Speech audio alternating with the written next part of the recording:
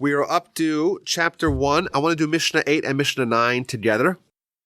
As we've mentioned previously, every Mishnah begins by telling us who's offering this teaching in the Mishnah. And these, again, are the third zugos, as we mentioned, after the men of the Great Assembly who were leading the nation as a body. We have Shimon Atzadik and Tidnos, and then we have zugos, 5 pairs of great sages who are going to be at the leadership of the nation. And the third ones is the ones of our Mishnahs. It's Yehudah ben Tabbai and Shimon ben Shetach. These people were the heads of the nation, and we're talking about the 2nd century before the Common Era. Let's read what they say, because both of them talk about very similar concepts. A lot of the commentaries lump them together, so we'll do the same. Yehudah ben Tabbai Omer, Yehudah ben Tabbai says, "Do not make yourself an advocate who arranges pleas before a judge. When the litigants are standing before you, let them all be in your eyes as guilty, but when they are dismissed from you, let them be in your eyes as innocent." Why? Because they accepted your judgment. So 3 ideas of how to approach, as a judge, how to approach it. First of all, don't be an advocate. Your job as a judge is to adjudicate, not to guide and direct the litigants. A judge cannot be a lawyer. It cannot be an advocate. The judge has to be very impartial and cannot assist or guide or direct the litigants in any way. That's number 1. Number 2, you have to be impartial. When you're a judge and you see one person on one side, the other person on the other side, you have to view them both as guilty. You can't say, well, this guy look at him. This guy looks like a terrorist. This guy looks like a criminal. And the other one looks really nice and really moral, really upstanding. No, you have to be impartial and be able to judge the case on its merits. And finally, when they leave and you rule one as innocent and one as guilty, or one as righteous and one as wicked, and they accept it, you have to treat them as being righteous. That's the first teaching. And the second teaching, Mishnah 9, is Shimon ben Shetach Omer. Shimon ben Shetach says, be extensive in interrogating the witnesses. When you interrogate, this is not talking about the litigants, some of the witnesses. You have to judge the evidence very rigorously and be cautious with your words, lest from them they will learn to lie. Okay, so let's try to figure out who these people were and try to see how perhaps their life experience, it informed on their teachings. Really interesting here. These people are existing at a very volatile time in Jewish history. We have the Hellenists, we have the Sadducees, we have the Boethusians, we have all these different splinter sects that are erupting amongst our nation. And these 2 leaders are coming at a time where keeping the Jewish people together as a nation is a very important, necessary, and vital and critical task. And it's interesting to find that there's several teachings in the Talmud regarding judgment calls that these people had to make, Shimon ben Shetach and Yehudah ben Tabbai had to make pertaining to judgments. And it's not a stretch to suggest that these episodes, they're the ones that guided them, informed them to making these teachings and to giving their contribution to Pirkei Avos, specifically with respect to how to judge. The first story is brought down in 2 places in the Talmud, in the book of Makros on page 5b and the book of Chagiga on page 16b. And it's talking about a case of false witnesses. So you have 2 witnesses come to court and they allege whatever they allege. The court's job is to evaluate and assess the likelihood of this being true or not. What if you find that the witnesses are liars? They're false witnesses. So under certain circumstances, the witnesses themselves they actually receive the punishment that they tried to get towards the litigant, towards the defendant. So for example, suppose 2 witnesses come and say, this individual, this Joe, he's a murderer, we saw him murder, and therefore it's a capital offense. And of course, capital offenses are taken very seriously in Jewish court of law. and they interrogate and investigate the witnesses, and they find that these witnesses are liars. They were not privy to this event. They're making it up. These witnesses themselves get the punishment they tried to bring about on Joe. They themselves will get executed. That's the halach under certain circumstances. In the Talmud of the book of Matros, it says that Rabbi Yehudah ben Tabbai, he was a judge, and he is lamenting the fact that he is not going to experience the resurrection of the dead. He's going to be punished. Why? Because he executed a false witness who was a Sadducee, not following the halacha properly. And therefore, he was very zealous in trying to punish the Sadducees that he wasn't careful in how he meted out or how he oversaw the judgment and the judicial procedure. And therefore, he says, my lot in life is one that I am going to suffer eternal consequences because of my behavior. And his friend, Shimon ben Shetach, tells him, you spilled innocent blood. Because you ruled that this false witness needs to be executed when they don't indeed need to be executed. And right away, Yehudah ben Tabbai, this great scholar, he said, I'm not ever going to administer a judgment unless Shimon ben Shetach is next to me. And the story continues that every night, Rabbi Yehudah ben Tabbai would go to the grave of the person that he executed improperly, and he would pray there, and he would try to gain forgiveness, and he would scream on top of his lungs. And it was such a bizarre experience. Everyone hears every night from the cemetery. They hear someone screaming loud noises, and they thought maybe it was the voice of the dead. And Yehudah ben Tabbai says, no, it wasn't the voice of the dead. It was my voice. And in fact, I'm going to die soon. And once I die, the voice will stop. And indeed, he died and the voice stopped. That's the story. So it's interesting that we see that this great scholar, he made a mistake.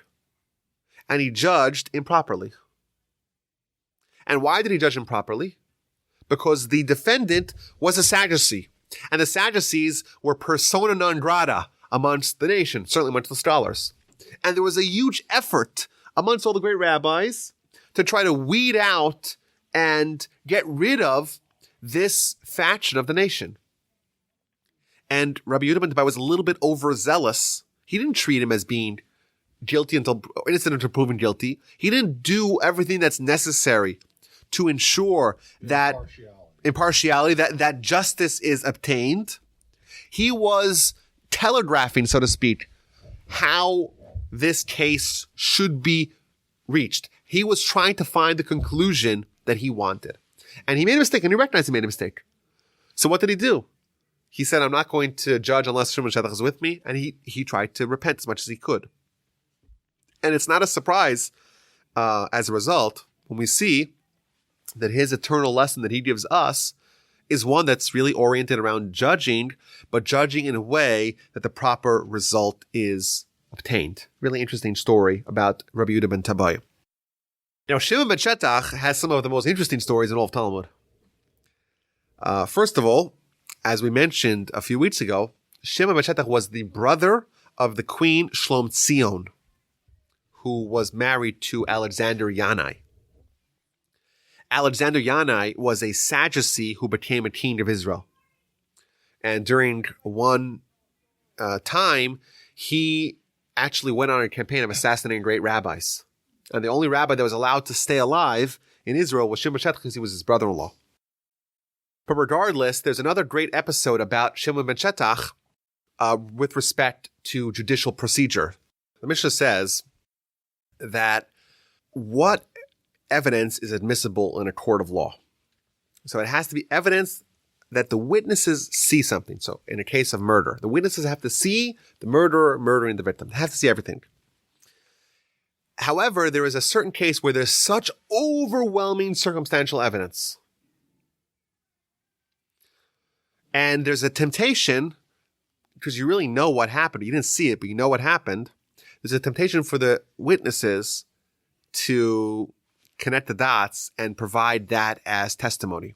And the Mishnah says you can't do that. So what's an example? So the Talmud says, what's this example of overwhelming circumstantial evidence? And it brings a story of Shimon ben Shetach.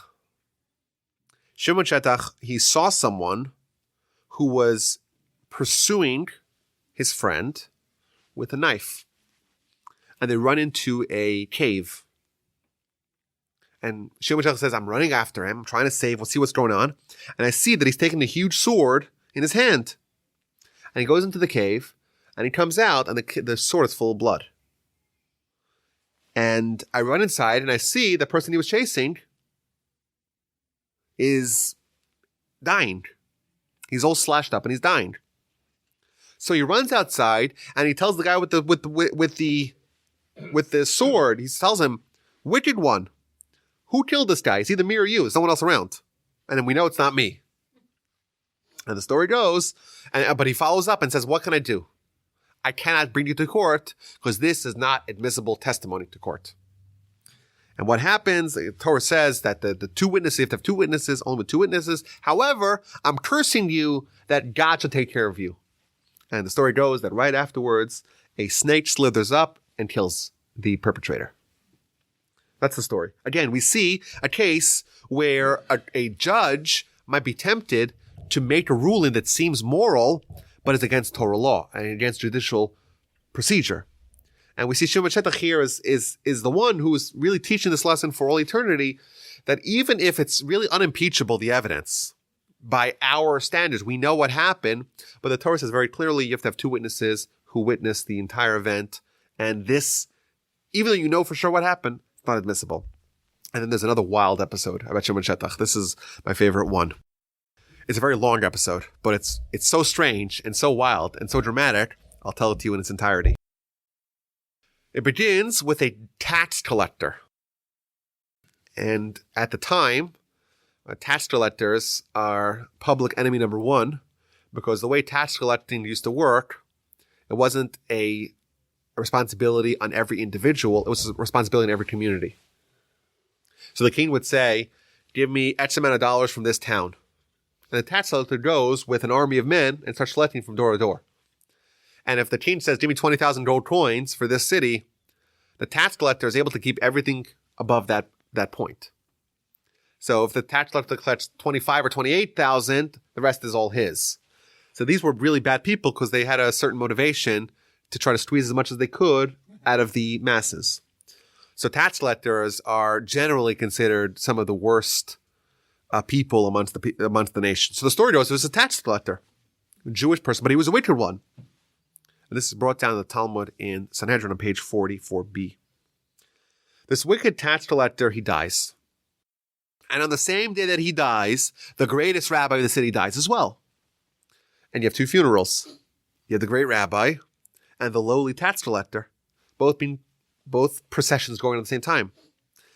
So what happens? You have the tax collector's family and two friends, and they're carrying him. Nebuch is like just the most pitiful example of a funeral procession. Everyone hates that guy. Everyone's so delighted that he finally died.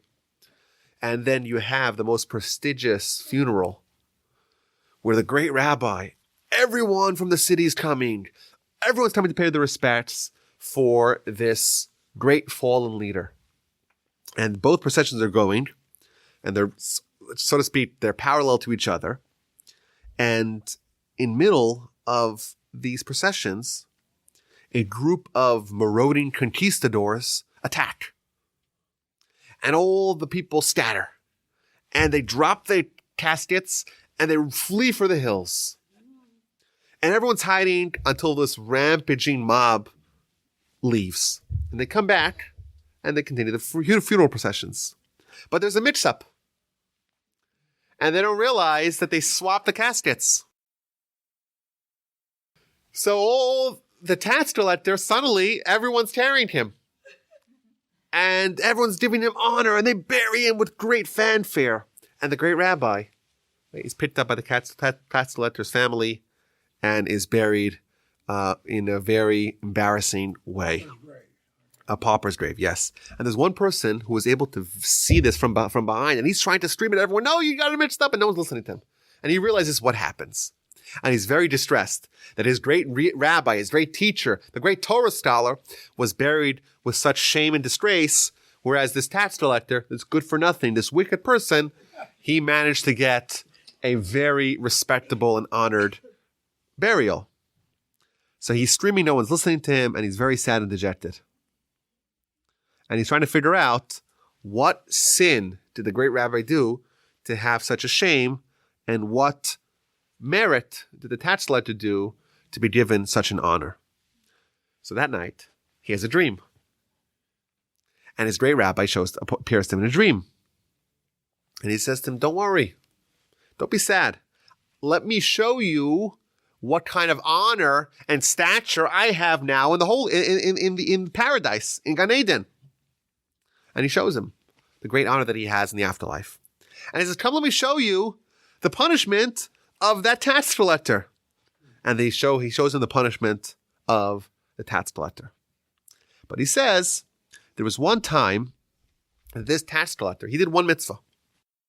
There was once an official, remember the tax collector had a motivation to bribe the officials, right? Because he wanted to keep his cushy job.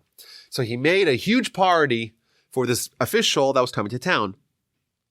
And in the end, the plans went awry and the official didn't show. So he had this huge meal that he had prepared for the official, and now he had nothing to do with it. So he gave it to the poor people. He did one mitzvah. And I did one sin. Because there was once that I heard someone belittling and denigrating Torah scholars, but I didn't protest. And that was my sin. And therefore I had one sin, he had one mitzvah, and therefore God made it all equal by giving him reward for his mitzvah, by giving him a important and distinguished burial, and gave me my punishment for my sin by having a very embarrassing burial. And this person, this tax collector, he is sitting in the bowels of hell, and he's going to be there until Shimon ben Shetach dies and takes his place. And here's where it gets really strange. Because Shimon ben Shetach, he's the greatest leader of the people. He's even a greater scholar than this person who's giving the dream to this student. And he hears this, and he wakes up in a cold sweat. Shimon ben Shetach? Why Shimon ben Shetach? So his teacher tells him why? Because he is allowing all these witches who are practicing witchcraft and idolatry and all this crazy stuff in the city of Ashkelon. And therefore, he is going to replace the tax collector in that lowest level of hell. So right away, the student wakes up and he rushes to Shimon ben Shetach. And he tells him everything that happens. And he runs and tells him. And right away, Shimon ben Shetach decides to address this problem. There was a temple full of witches, and he says he's going to attack them. He's going to undermine them. Again, this shows, what was happening at the time, where there's all these deviant movements amongst the nation. So he goes and he takes 80 great, mighty young men, and he goes to this temple where all these witches are hanging out. Again, it's getting stranger, right? The story.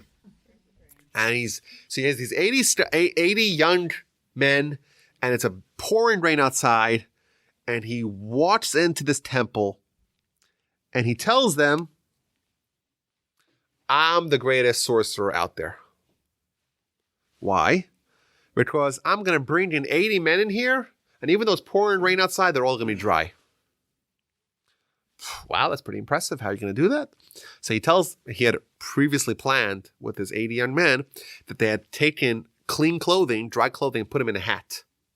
So so that way it was dry. And he makes the queue, and suddenly 80 young men walk in, and they're all dry. And the women are like, how did they do that? And while they're still planning, each one of those men grabs one of the women and lifts her up in the air. And the story goes, Talmud says, is that these women had certain powers, How they had it, separate question. But they had certain powers, but their powers were only possible when they were firmly placed on the ground. And the idea being is that these women were able to tap into to impurity. And they were able to kind of pull from the ground, from the lowest depths, these powers. How that is a separate discussion. And therefore, but once they were severed from the ground, when they weren't connected, they had no powers. So each one of these mighty men lifts one up in the air and they got them. You trapped them. And Shimon ben Shetach takes these 80 women and he brings them to the town square and he hangs them all in one day. That's the story. So what happens? So there's 80 dead witches. And of course, these witches have families. And these witches' families are not happy with Shimon ben Shetach, that he's rooting out all these people. And they decided to get back at him. So what they do, they got 2 witnesses to make up a lie and to tell a story about the son of Shimon ben Shetach. They said, oh, Shimon ben Shetach's son, he committed a capital crime. And they made up the whole story. But it was, they weren't able to prove that these were liars.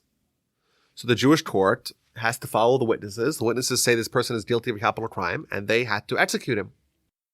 So they're taking Shimon ben Shetach's son to be executed, and he makes a pronouncement. And he says like this. He says, if I committed this sin that I am currently about to be executed for, my death should not be an atonement for me. However, if I'm innocent, if I did not commit this capital crime, if there's liars, these 2 witnesses are liars, made up the whole story, let my death be an atonement of all my sins, and let the yoke of shame and the yoke of punishment be on their shoulders forever. And the witnesses hear that, and they confess. And they say, we made up the whole story. It was only because Shimon ben Shetach, you killed our relatives, the 80 witches, and we made up the whole story. But the halacha is that when a witness, when he says a testimony in court, they cannot extract it, and in the end, Shimon ben Shetach's son dies. So again, we see a very crazy story from beginning to end, but that really was a central episode in Shimon ben Shetach's life, and that revolves around proper judicial procedure. And he tells, what's his teaching? You have to thoroughly interrogate the witnesses. And of course, that it's not a stretch to say that was informed by this great episode. So I want to just share some of the lessons and wrap up this teaching, these Mishnahs. So the first clause of the Mishnah was not to be advocate. So various different interpretations of what that means. Rashi tells us it means not to reveal the judgment to one of the parties without the presence of the counterpart. Don't, so to speak, advocate for one without the other. And this is a central core element of Jewish jurisprudence, is the fact you have to be impartial, not to favor one over the other. Alternatively, it means not to guide the litigants how to navigate the argumentation process, or don't approach the judgment with a preconceived conclusion as if it is organized before you. You may err. Treat them as equal, otherwise you can't judge them fairly. And after the judgment is passed, you have to treat them as being righteous. You have to assume that from their perspective, they weren't acting with malice. And finally, the second Mishnah tells us the first Mishnah tells us the relationship that the judge have with the litigants. The second about the witnesses. Don't teach them how to lie. Interrogate them very rigorously. Don't give them your reasoning, because next time they may use it to lie. Again, these are very important lessons that a judge needs to do. And it is really interesting to learn about the backstory of the people who are teaching us these lessons and the volatile times in which they emerge and the crazy episodes that they encountered or they participated in their lives. And again, maybe the lesson for us is that we should try to take lessons from what we encounter in our lives. Certainly, if we are judges or if we're forced to make a judicial call, we should do it in the most righteous, most ethical, and most prudent way possible.